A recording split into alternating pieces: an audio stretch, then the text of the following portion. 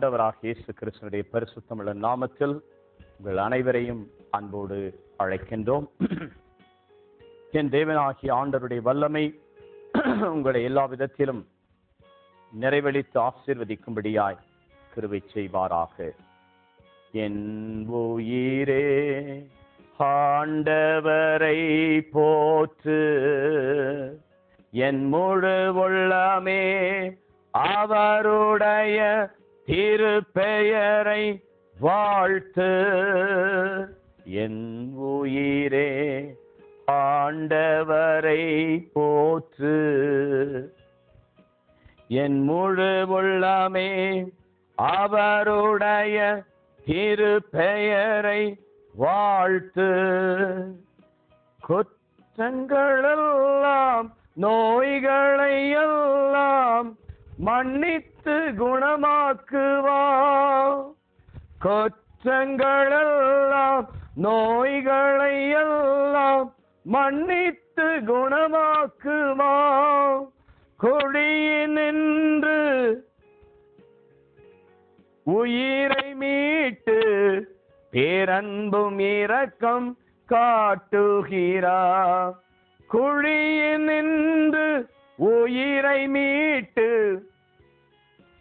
பேரன்பும் இரக்கம் காட்டுகிறார். அவருடைய கனிவான செயல்களெல்லாம் மறவாதே. அவர் செய்த உபகாரங்கள் ஒரு போதும் மறவாதே. என் உயிரே ஆண்டவரை போற்று, என் முழு உள்ளமே அவருடைய திருப்பெயரை வாழ்த்து. வாழ்நாளெல்லாம் நலன்களால் நிறைத்து கழுகின் இளமையில் புதுப்பிக்கிறார்.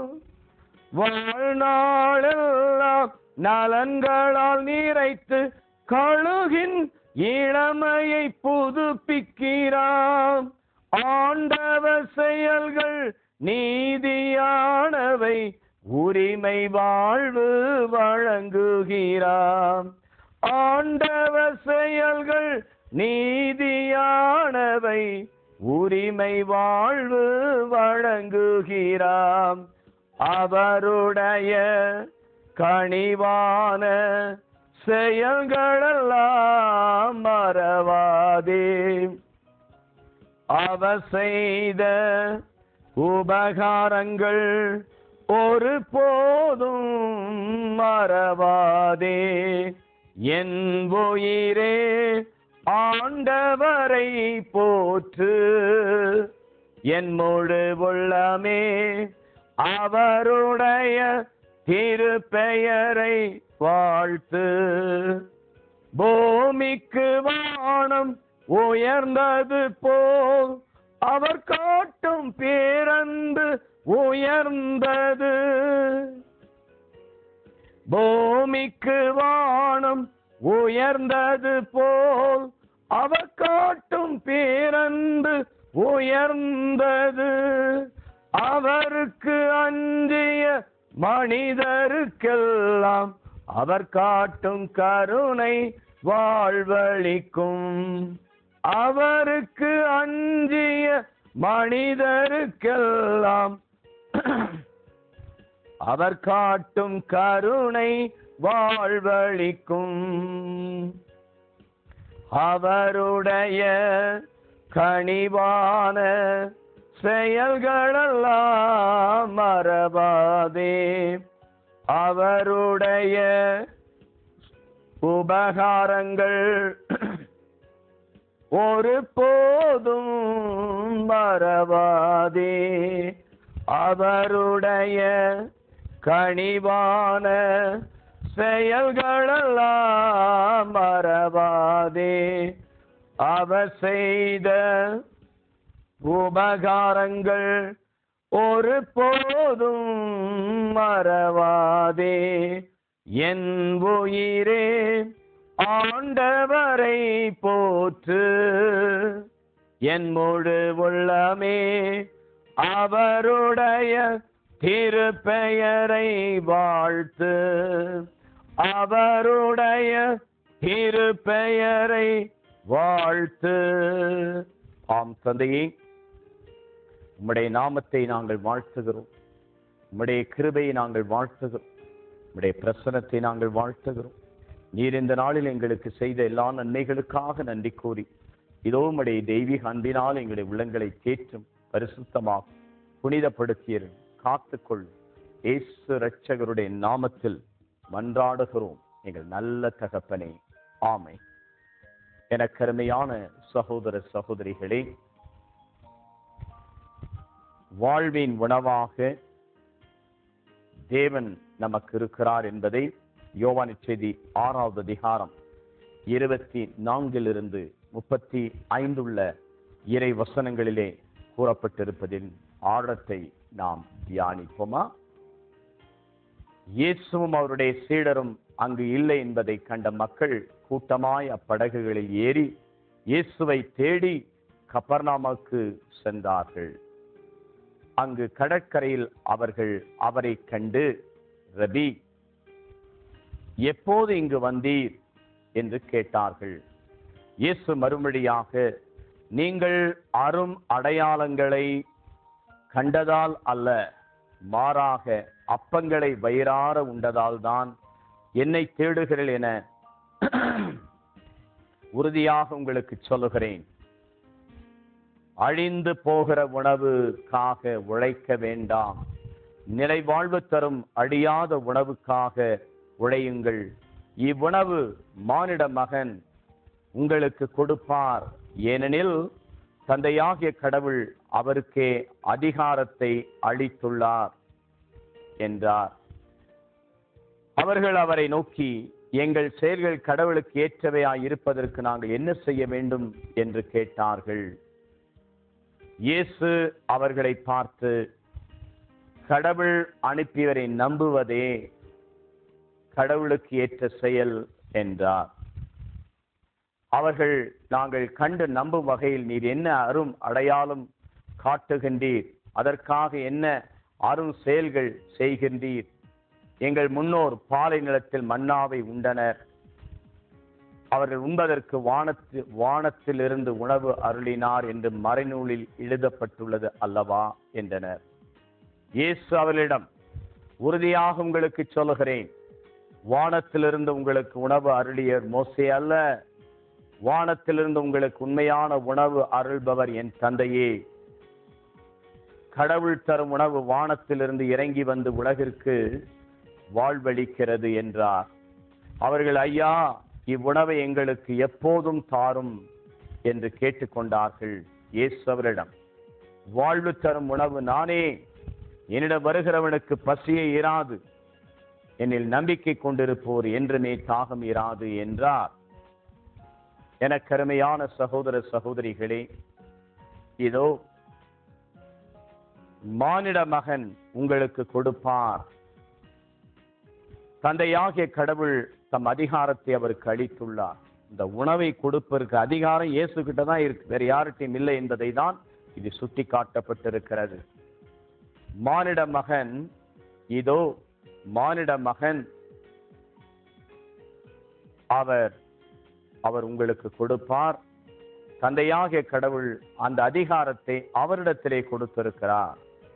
அன்புக்குரிய சகோதர சகோதரிகளே, இஸ்ராயல் மக்கள் பாலைவனத்திலே பசி தாகத்தோடு இருந்தபோது வானத்திலிருந்து மன்னாவை கொடுத்தார் என்பதை விடுதலை பயண புத்தகம் 15வது அதிகாரத்திலே பார்க்கும். வானத்திலிருந்து மன்னாவை அவர்களுக்கு கொடுத்தார், பாறையிலிருந்து தண்ணீரை கொடுத்தார், பசி தாகத்தை தீர்த்தார். இறைச்சிக்காக காடைகளை அந்த கூடாரத்தின் மத்தியிலே கொடுத்தார். ஆனால் இவைகளெல்லாம் அழிந்து போகிற உணவு. மன்னா உண்ட முன்னோரெல்லாம் மடிந்து போனார்கள், ஆனால் என்னை உண்பவன் என்னாலும் வாழ்வான். என் தசை மெய்யான உணவு, என் ரத்தம் மெய்யான பானம். என் தசையை உண்ட என் ரத்தத்தை குடிப்பவன் என்னாலும் வாழ்வான். யோவான் செய்தி 6வது அதிகாரம் 51 இந்த 53 வசனங்கள் சொல்லுகிறது. ஆகவே அவரையே நமக்கு உணவாக கொடுக்கின்றார். வேற எதையோ சப்ஸ்டியூட்டா கொடுக்கவில்லை. தன்னையே நமக்கு உணவாக அவர் கொடுக்கிறார். வார்த்தையானவரை உணவா, ஆவியானவரை உணவா, நம்முடைய உடலையும் இரத்தத்தையும் உணவாக அவர் நமக்கு கொடுத்தார். ஆகவே அவர் என்ன சொல்லுகிறார்? இவ்வுணவை மானிட மகன் உங்களுக்கு அளிப்பார். மானிட மகன் என்றால் மனிதனாக இந்த பூமியிலே வந்த இயேசு. அவர்தான் அந்த தாம் அன்பு செய்த இறுதி வரை அன்பு செய்தவர். யோவான் செய்தி 13வது அதிகாரம் முதல் 2 வசனங்களில் சொல்லப்பட்டிருக்கிறது. அவர் என்ன செய்தார்? தம்முடைய சீடருடைய பாதங்களை கழுவினார்.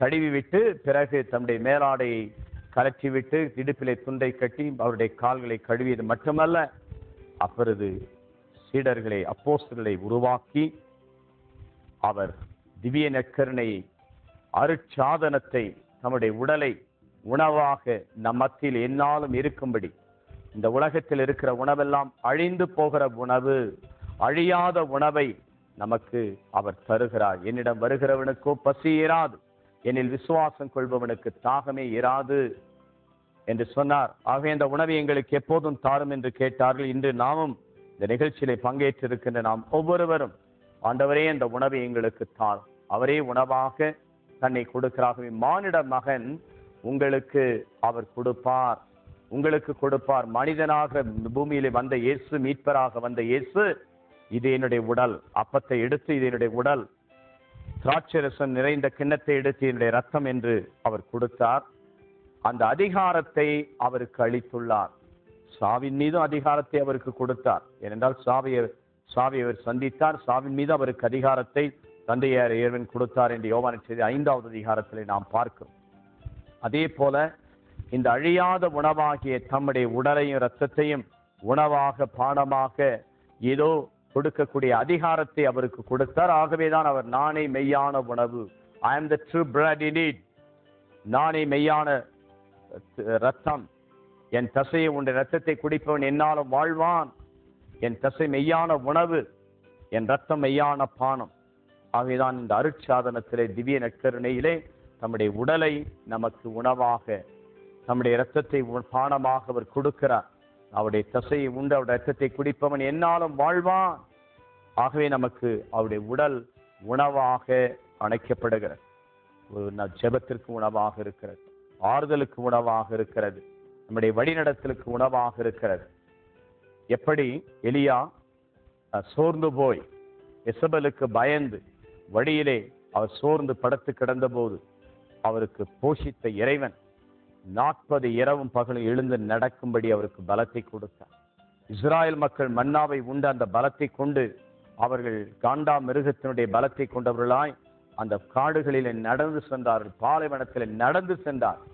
நம்மளை போல பிளேன்லயோ அல்லது 2 சக்கர வாகனத்திலே 4 சக்கர வாகனத்திலே அவர்கள் செல்லவில்லை. Walking on going on walking, going on walking, நடந்து கொண்டே இருந்தார். பெரியவர்கள் முதல் சிறியவர்கள் எல்லாரும் நடந்தார், ஆண்டவருக்குள்ளே நடந்தார்.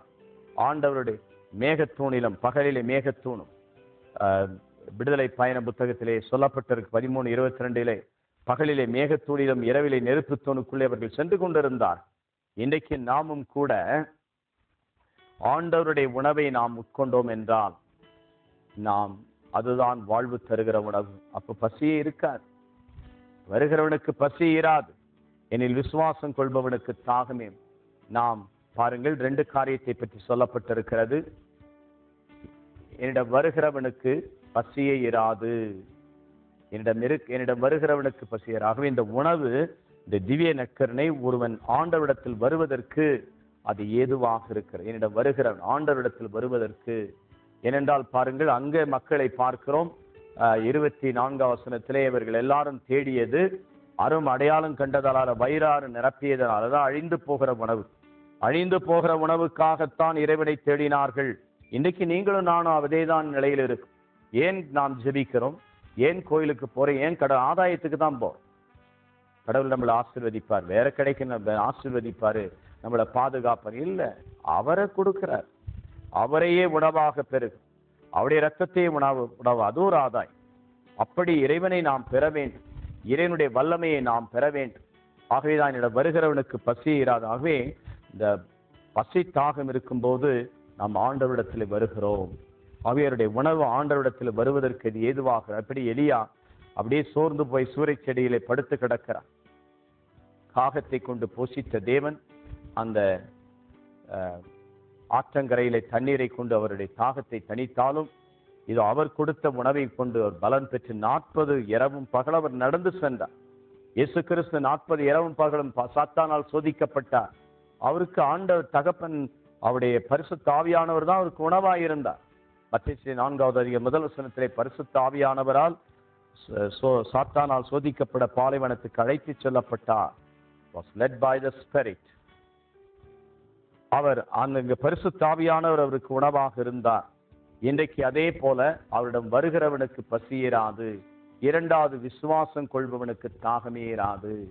விசுவாசம் கொண்டு வருகிற ஒருவன் இந்த உணவும் அந்த வாழ்வு என்ன கொண்டுகிற அவருடைய திருவுடல் திரு ரத்தம் நமக்கு எதை கொண்டு வரும்? முதலாவதாக நாம் அவரிடத்தில் வருவதற்கு நான் பாருங்க, இதெல்லாம் திவ்ய நற்கருணை நம்ம ஜெபிக்கணும் ஒரு ஆசை வருகிறது. திருப்பலியில போகணும்னு ஒரு தூண்டுதல் இருக்கிறது. இறை சமூகம் ஏதோ கடமைக்காக பூச காண்றதுக்கு அல்ல. நாம் ஆண்டவரை பார்க்கிறேன், ஆண்டவரோடு பங்கு கொள்கிறேன், அவருடைய உடலில் பங்கேற்கிறேன், அவரோடு இருக்க வேண்டும் என்று அந்த திவ்ய நற்கருணை சொல்லுகிறோம். அது மட்டுமல்ல, அவருடைய உடலை உணவாக நாம் பெறுகிறோம். நாம் அவருடைய உடலை உணவாக பெறுகிறோம். அது மட்டுமல்ல, என்னிடம் வருகிறவனுக்கு பசி இராது என்று சொல்லும் வர வைக்கிறார். ஒண்ணு. இரண்டாவது, என்னில் விசுவாசம் கொள்கிறவனுக்கு தாகம் இராது. ஆகவே திவ்ய நற்கருணை அவருடைய உடல் நமக்கு விசுவாசத்தை விசுவாச வளர்ச்சியை கொடுக்கிறது. அதான் பாருங்க, எவ்வளவுதான் நீ கடவுளுடைய வார்த்தையை தியானித்தாலும், எவ்வளவுதான் நாம் பல செயல்களை செய்தாலும் கூட அந்த திவ்ய நற்கருணை விசுவாசத்திலே வாழ்வதற்கு அது ஏதுவாக இருக்கிறது. அதை பார்க்கும் போதே நமக்கு ஆறுதல் இருக்கு, நமக்கு பலத்தை கொடுக்கிறது. நாம் உயிருள்ள தேவனுடைய சமூகத்திலே ஆராதனை செலுத்துகிறோம். அது மட்டுமல்ல, அவரையே உணவாக உட்கொள்ளுகிறோம். என் தசை மெய்யான உணவு, என் இரத்தம் மெய்யான பானம், இதை உண்கிறவன் என்னாலும் வாழ்வான்.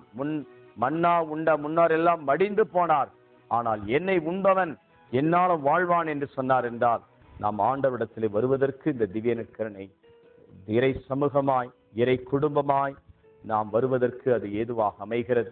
அது மட்டுமல்ல, விசுவாசத்தில் நாம் வளர்வதற்கும் இந்த கடவுளுடைய உடல், கடவுளுடைய உணவு நமக்கு ஆதரவாய் இருக்கிறது. ஏனென்றால் அந்த விசுவாசத்தினால் தான் நீதிமான் பிழைக்கிறான்.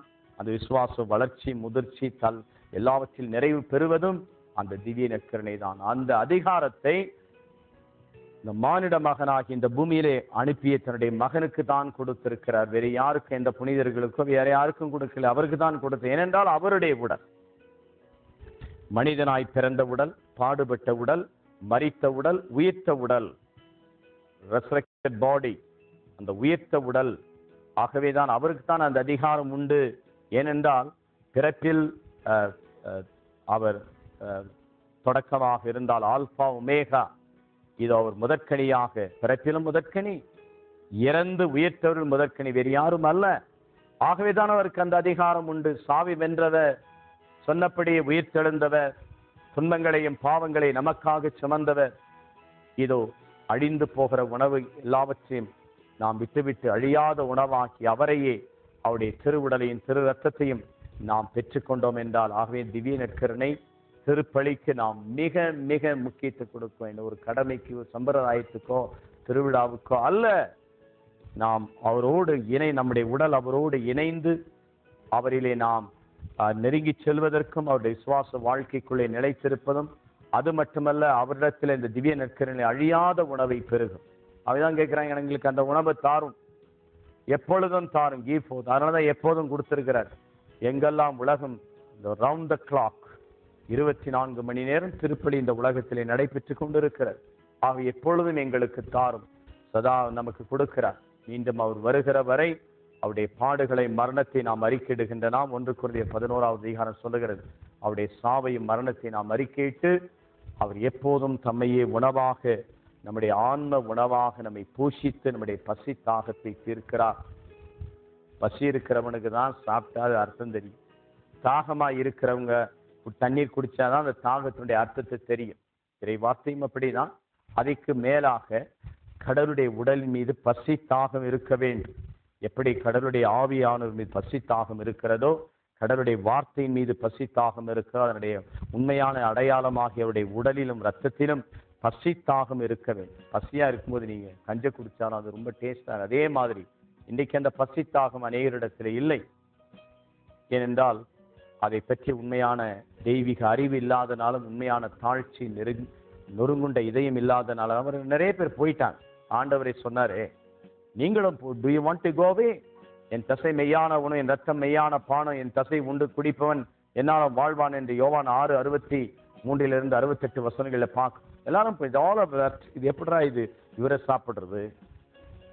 அப்பதான் பேதுருவை பார்த்தவர் கேட்க, do you want to go away from me? நீங்களும் போய்விட நினைக்கிறீர்களா என்று கேட்டபோது அவர் சொல்ல, யாரிடம் சொல்லும்? where shall we go? Lord, ஆண்டவரே, நாங்கள் யாரிடம் சொல்வோம்?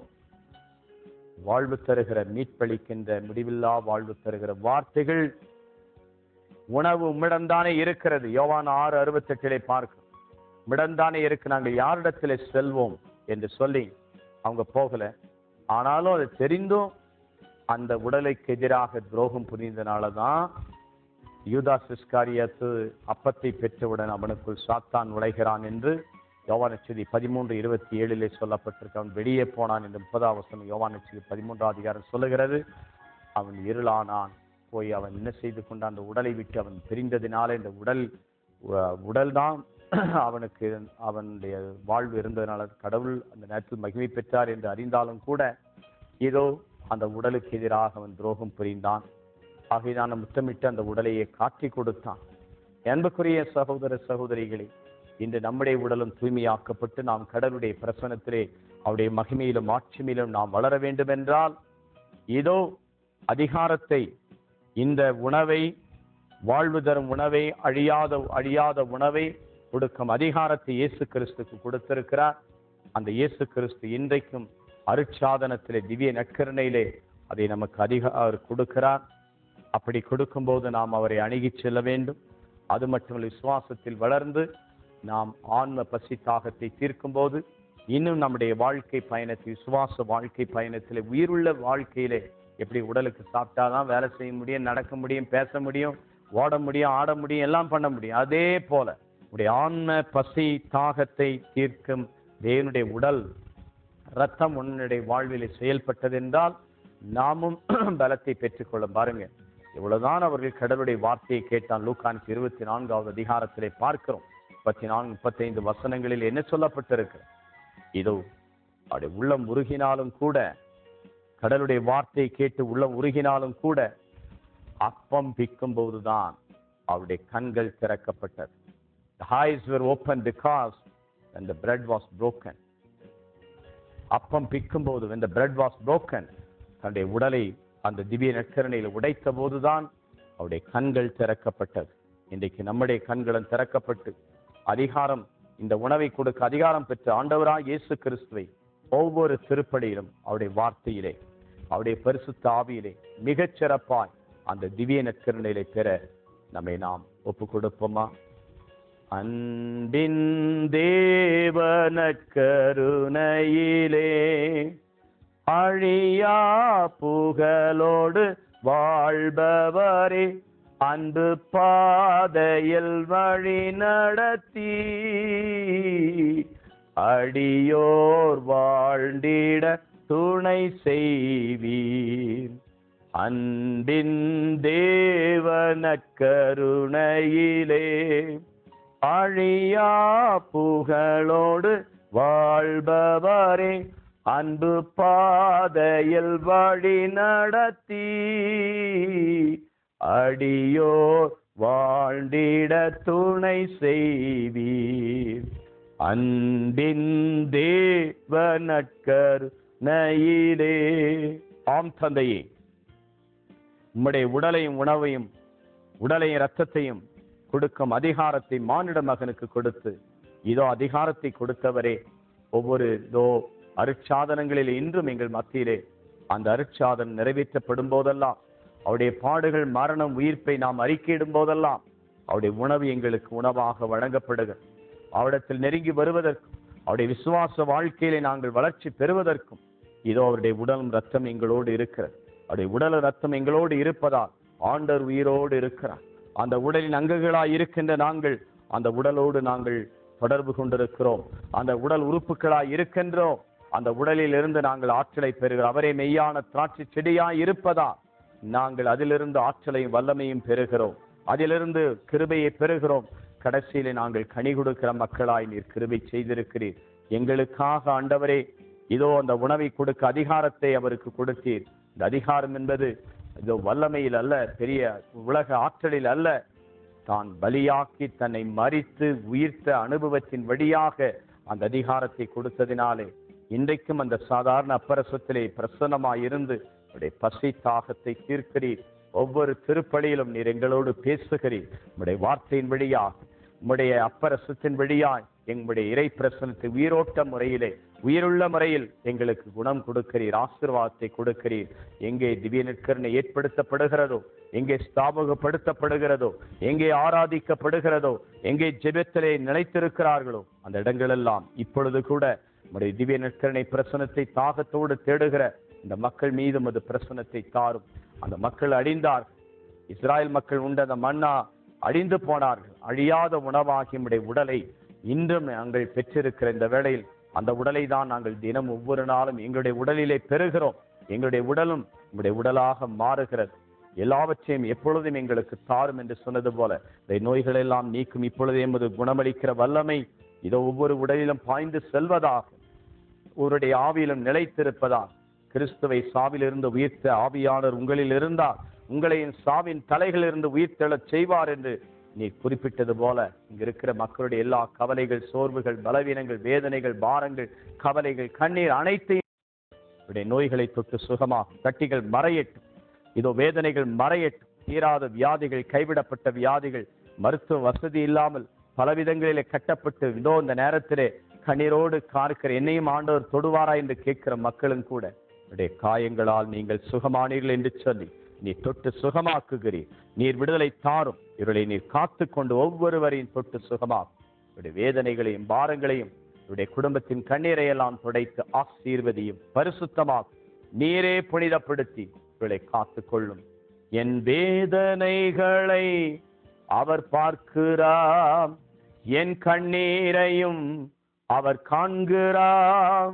என் வேதனைகளை அவர் பார்க்கிறார், என் கண்ணீரையும் அவர் காண்கிறார்.